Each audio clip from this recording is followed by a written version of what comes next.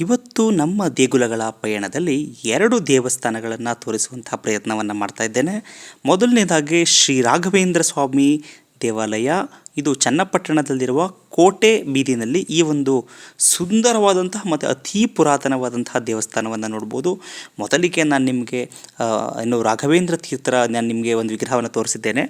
ಈಗ ನಾನು ನಿಮಗೆ ಅಲ್ಲಿರುವಂತಹ ಒಂದು ಪುರಾತನವಾದಂತಹ ಒಂದು ಮೆಟಾಲಿಕ್ ಲೋಹದ ಒಂದು ರಥವನ್ನು ನಾನು ನಿಮಗೆ ತೋರಿಸ್ತಾ ಇದ್ದೇನೆ. ಅಲ್ಲಿರುವಂತಹ ಫೋಟೋಗಳನ್ನು ಕೂಡ ನೋಡ್ಬೋದು. ಎಲ್ಲ ಭಕ್ತಾದಿಗಳು ಕೂಡ ಗುರುವಾರ ಆಗಿತ್ತವತ್ತು ನಾನು ಈ ಲಾಗ್ನ ಮಾಡಿದಾಗ, ಹಾಗಾಗಿ ಭಕ್ತಾದಿಗಳೆಲ್ಲರೂ ಕೂಡ ದೀಪವನ್ನು ಹಚ್ಚೋದಕ್ಕೆ ಸಿದ್ಧತೆ ಮಾಡ್ಕೊಂಡಿದ್ರು. ಇನ್ನು ಮುಂದಿನ ಹಾದಿ ನಾವು ಹೋಗಿದ್ದೆಲ್ಲಿಗೆ, ಅದು ಇವತ್ತು ಮಾಡಿದ್ದು ಶನಿವಾರ. ಈ ವ್ಲಾಗ್ ಎಲ್ಲಿ ಮಾಡಿದ್ದು ಅಂತಂದರೆ ಚನ್ನಪಟ್ಟಣದ ಶೇರ್ವಾ ಹೋಟೆಲ್ ಪಕ್ಕದಲ್ಲಿರುವಂತಹ ಶ್ರೀರಾಮ ಮಂದಿರ.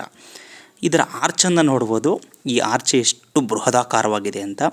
ದೇವಸ್ಥಾನ ಪುಟ್ಟದಿದೆ, ಹಾಗೂ ಈ ಆರ್ಚ್ ಸ್ವಲ್ಪ ರಸ್ತೆ ಕೆಟ್ಟಿದೆ ಅಂತ ಅನಿಸಿದ್ರು ಕೂಡ ತುಂಬ ಶುಚಿಯಾಗಿ ಈ ದೇವಸ್ಥಾನ ಇಟ್ಕೊಂಡಿದ್ದಾರೆ.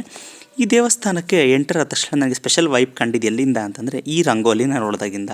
ಈ ರಂಗೋಲಿ ಎಷ್ಟು ಅದ್ಭುತವಾಗಿ ಬಿಡಿಸಿದ್ದಾರೆ ಮತ್ತು ಅದಕ್ಕೆ ಬಣ್ಣ ತುಂಬಿದಿರೋದು ಹಾಗೆ ಇದೆ. ನೀವು ನೋಡ್ಬೋದು, ತುಂಬ ಹಳೆಯ ದೇವಸ್ಥಾನ ಆದರೂ ಕೂಡ ಅದಕ್ಕೆ ಈಗ ರಿನೋವೇಷನನ್ನು ಮಾಡಿದ್ದಾರೆ. ಸೊ ಹಾಗಾಗಿ ಈ ದೇವಸ್ಥಾನ ಅಷ್ಟೊಂದು ಸುಂದರವಾಗಿ ಕಾಣಲಿಕ್ಕೆ ಸಾಧ್ಯ ಆಗ್ತಾ ಇದೆ. ಈಗ ನಾವು ನೋಡ್ಬೋದು, ಇಲ್ಲಿ ಇದನ್ನು ಬಾಗಿಲು ಹಾಕಿತ್ತು, ಹಾಗಾಗಿ ನಾನು ಹೊರಗಡೆಯಿಂದಲೇ ವಿಡಿಯೋ ಮಾಡಲಿಕ್ಕೆ ಪ್ರಯತ್ನ ಮಾಡಿದ್ದೀನಿ.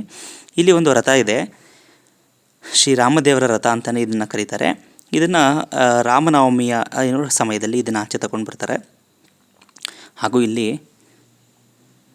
ನಾಗದೇವಿ ಅಥವಾ ಲಕ್ಷ್ಮಿಯ ಒಂದು ವಿಗ್ರಹ ಇದೆ. ಕೆಲವರು ಇದನ್ನು ನಾಗದೇವಿ, ಕೆಲವರು ಇದನ್ನು ಲಕ್ಷ್ಮಿ ಅಂತಲೂ ಕೂಡ ಪೂಜೆ ಮಾಡ್ತಾರೆ.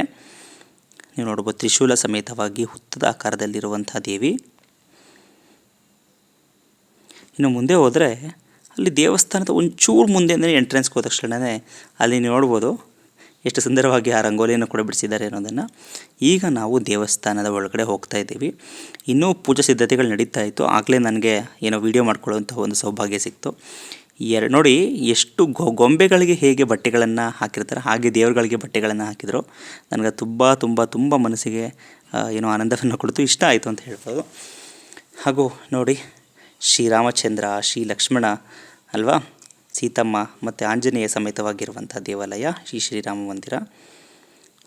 ತುಂಬ ಸುಂದರವಾಗಿ ಈ ದೇವಸ್ಥಾನವನ್ನು ಕಟ್ಟಲಾಗಿದೆ. ಮತ್ತೊಮ್ಮೆ ನಾನು ನಿಮಗೆ ಆ ಒಂದು ವಿಗ್ರಹಗಳನ್ನು, ಕಂಚಿನ ಪ್ರತಿಮೆಗಳನ್ನು ತೋರಿಸುವಂಥದ್ದು ಮತ್ತು ಶಿಲೆಗಳನ್ನು ಕೂಡ ತೋರಿಸುವಂಥ ಪ್ರಯತ್ನವನ್ನು ನಿಮ್ಗೆ ಮಾಡ್ತಾಯಿದ್ದೀನಿ. ಅವು ಕೇವಲ ಪ್ರತಿಮೆಗಳಲ್ಲ, ಪ್ರತಿಷ್ಠಾಪನೆಗೊಂಡಿರುವ ಹಾಗೂ ಜೀವ ಪ್ರತಿಷ್ಠಾಪನೆಗೊಂಡಿರುವಂತಹ ದೇವರುಗಳು ಅಂತ ಹೇಳ್ಬೋದು. ಇವುಗಳಿಗೆ ಪ್ರಾಣ ಪ್ರತಿಷ್ಠಾಪನೆ ಅಥವಾ ಜೀವ ಪ್ರತಿಷ್ಠಾಪನೆ ಅಂತ ಕರೀತಾರೆ. ಅದನ್ನು ಮಾಡಿರೋದ್ರಿಂದ ಅದಕ್ಕೆ ಒಂದು ದೈವಿಕ ಕಳೆ ಅನ್ನೋದು ಬಂದಿರುತ್ತೆ.